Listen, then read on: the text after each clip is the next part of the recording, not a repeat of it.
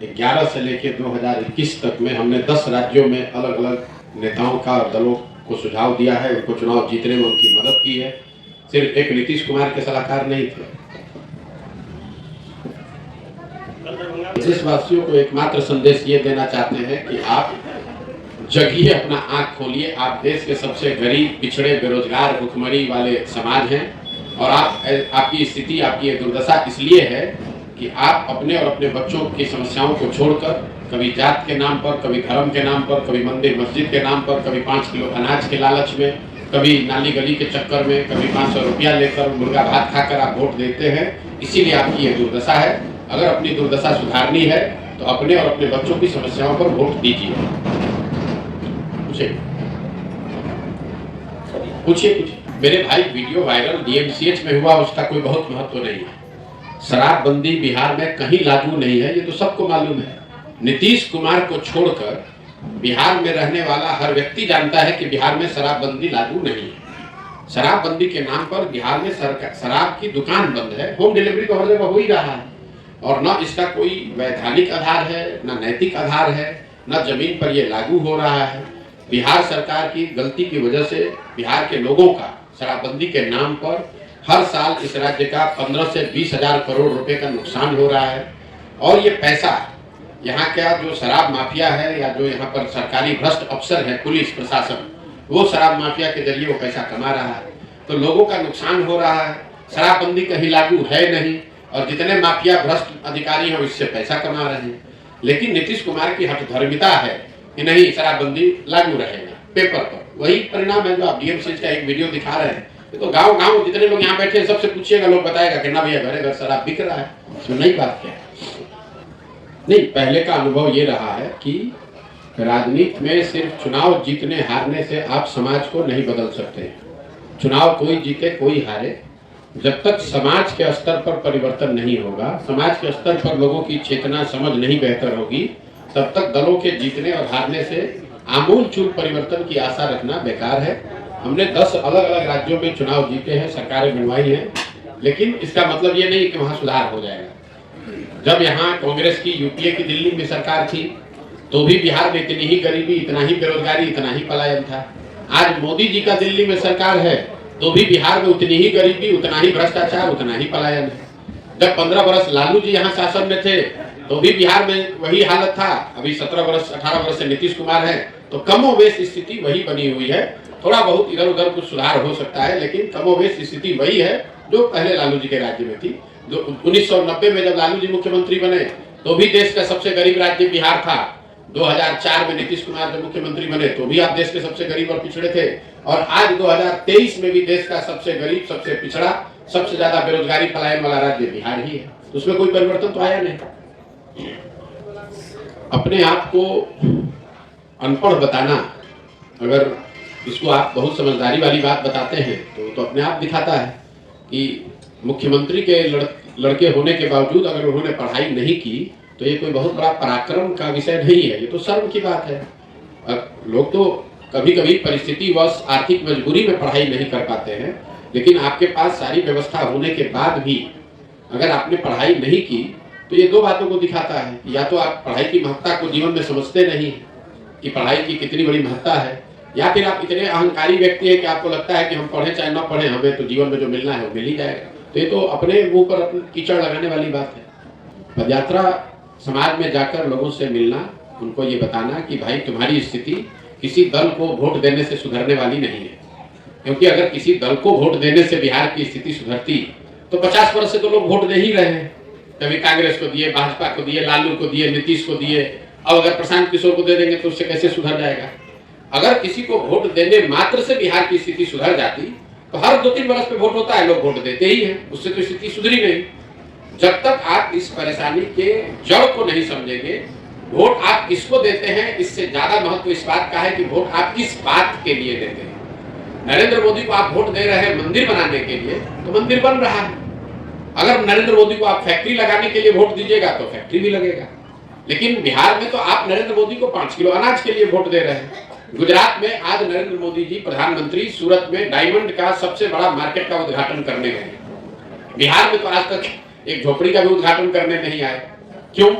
जिताया तो बिहार की जनता ने भी है। हम लोगों ने 40 में 39 एमपी जिताया है, गुजरात में 26 एमपी जीत कर गया है। तो गुजरात में आप देख रहे हैं 1 लाख करोड़ का बुलेट ट्रेन बन रहा है। दरभंगा, मधुबनी, सीतामढ़ी में वो पैसेंजर भी 20-20 साल के लिए लोग 20-20 साल से लोग पैसेंजर के लिए संघर्ष कर रहे हैं। गुजरात में दुनिया का सबसे बड़ा हीरे का काम करने के लिए मार्केट बन रहा है। अब बिहार में जो पहले से सब्जी चाय बेचने का भी मार्केट है वो भी बर्बाद हो गया है। वहां पर बड़ी बड़ी फैक्ट्रियां लग रही हैं और बिहार में जो चीनी मिल, कपड़ा मिल, कागज मिल था वो सब भी बंद हो गया।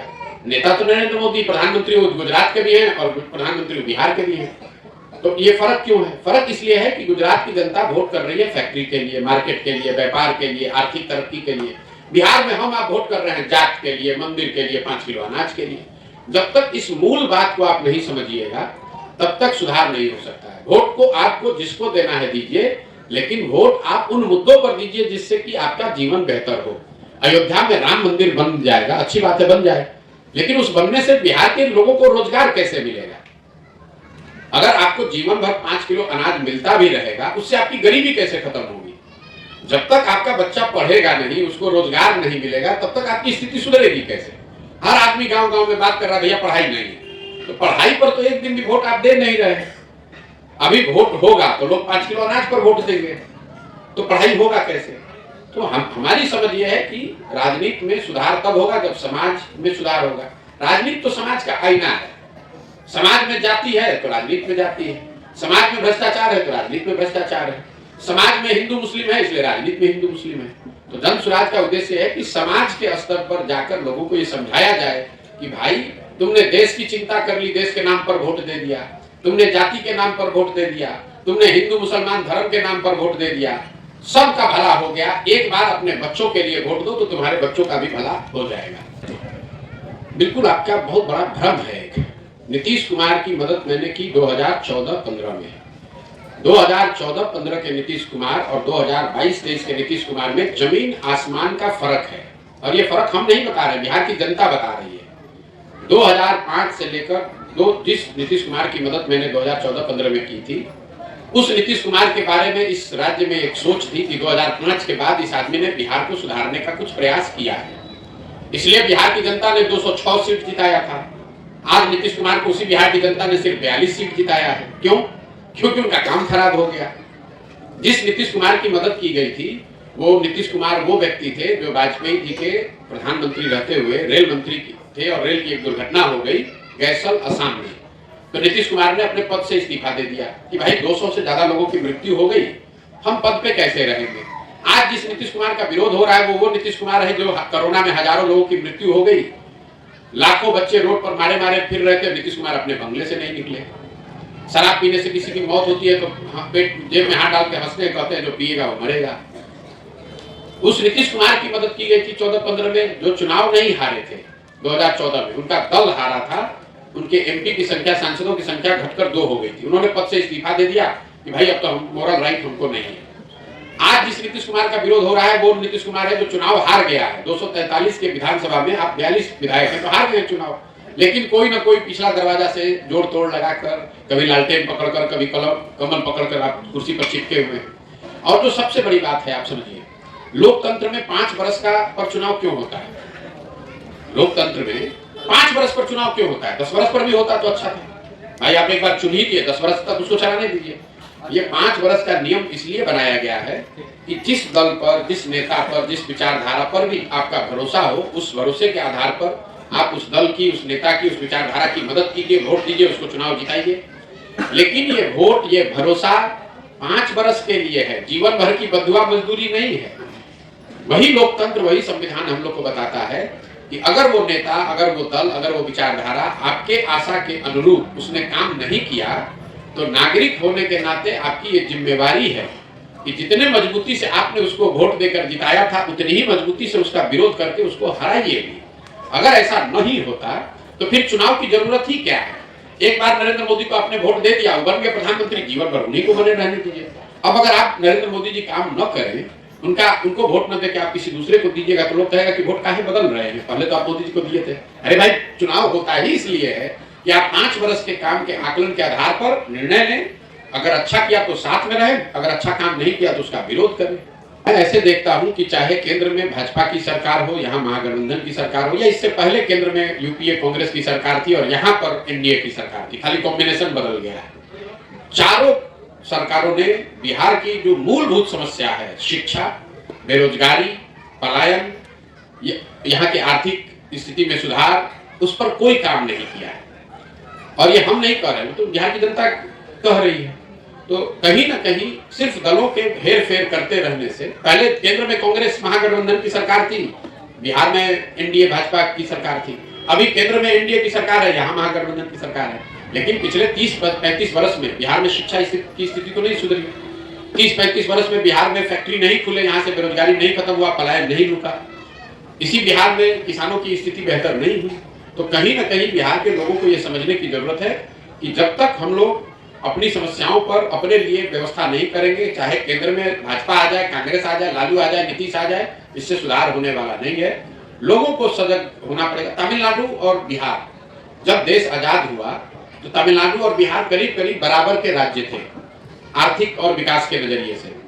आज तमिलनाडु देश का दूसरा सबसे अच्छा राज्य है और बिहार 28वें नंबर पर है। तमिलनाडु में तो भाजपा की सरकार नहीं है, तमिलनाडु को तो मोदी जी ने नहीं बनाया है। पिछले 40-45 वर्ष से वहां कांग्रेस का भी शासन नहीं है। तमिलनाडु के लोगों ने अपनी व्यवस्था अपने से बनाई है, किसी भाजपा और कांग्रेस ने नहीं बनाया है। वो सामान्य बात है, वहां पे जो घटना हुई है उसकी जो लोग हैं वो जांच कर रहे हैं। देखिए, मैं इस तरह की बातों पर टीका टिप्पणी नहीं करता हूं जो मेरा अपना विषय नहीं है। केरल में क्या हुआ, सुनिए, ऐसा है, वहां पर सारे देश के सांसद बैठे हुए हैं, देश की सरकार, पूरी देश की मीडिया उसको देख रही है। अगर गलती हुई है तो उस पर लोग पकड़े जा रहे हैं, उस पर जो कार्रवाई है वो की जाएगी। उस पर हम यहाँ से बैठकर क्या टीका टिप्पणी करेंगे? घटना नहीं होनी चाहिए, अगर हुई है तो उस पर कार्रवाई हो रही है, कार्रवाई का रिपोर्ट हम आने दीजिए।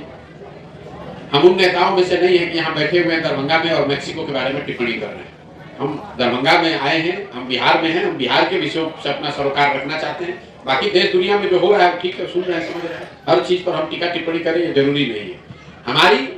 हमारा जो अभी फोकस है, हमारी जो प्राथमिकता है वो बिहार के लोग, बिहार की समस्या, इससे कैसे लोगों को निकाला जाए, कैसे लोगों को इसमें जोड़ा जाए, मेरी प्राथमिकता ये है। केरल में क्या हो रहा है, उड़ीसा में क्या हो रहा है, फिलिस्तीन में क्या हो रहा है, वो सब विषय है, महत्वपूर्ण हो सकता है, लेकिन मेरे नजरिए से सबसे महत्वपूर्ण यह है कि बिहार में स्थिति को कैसे सुधारा जाए। और मैंने अपने जीवन के कुछ वर्ष इस बात के लिए निकाले कि मुझे जो भगवान ने शक्ति, बुद्धि, साधन, व्यवस्था दिया है वो सब लगाकर हम बिहार में लोगों की स्थिति को बेहतर करें, उनकी मदद करें, उस पर ही हम अपना फोकस रखना चाहते हैं। आपको अगर बदलता हुआ दिख रहा है तो आंकड़ों में दिखेगा कितने शिक्षकों की बहाली होगी। बिहार में 10 लाख शिक्षक होने चाहिए। 1,25,000 शिक्षकों की सरकार ने बीपीएससी के माध्यम से बहाली की घोषणा की है। उसमें 1,25,000 में से आधा से ज्यादा शिक्षक वही है जो पहले से सरकारी शिक्षक था, वो नियोजित था, अब राजकर्मी हो गया है। तो पहले तो ये भ्रम झूठा मत फैलाइए कि 1,25,000 लोगों को नई नौकरी मिली। जो बाकी आधे बच गए उसमें से भी ज्यादातर लोग डोमिसाइल नीति की वजह से बिहार के बाहर के लोग हैं। और मान लीजिए कि ये शिक्षक बहाल हो भी गए तो उससे क्या आपके गांव में, यहाँ पर आपके प्रखंड में कोई विद्यालय में पढ़ाई की स्थिति सुधर गई है? वो बता दीजिए। अगर आपको बिहार में स्थिति बदलती दिख रही है तो कम से कम 15 महीना से हमको तो नहीं दिख रही। हम भी गाँव जा रहे हैं, हमको तो लोग नहीं बता रहे कि भैया पिछले 2 साल में बड़ा अच्छा हो गया, बिहार में सड़क बन गई, कि उद्योग लग गया, कि फैक्ट्री लग गया, कि बाहर गए हुए लड़के वापस आ गए, कि यहाँ पढ़ाई सुधर गया। हमको नहीं दिख रहा है। अगर आपको दिख रहा है तो बताइए। हम तो घूम ही रहे रोज गाँव गाँव, उनको तो अभी तक किसी ने नहीं बताया कि भैया बिहार में बहुत अच्छा काम हो रहा है, बहुत बढ़िया सुधार होने लगा।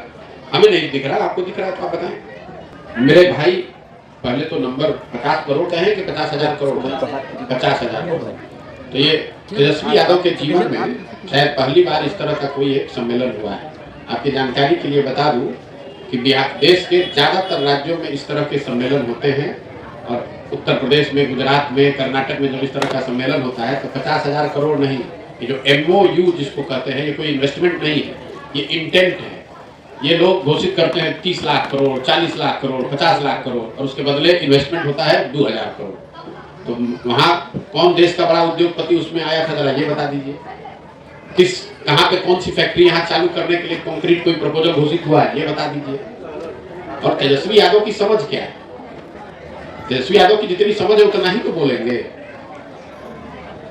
बिजनेस समिट के MOU का कोई वैल्यू नहीं है, ये नॉन बाइंडिंग एग्रीमेंट है।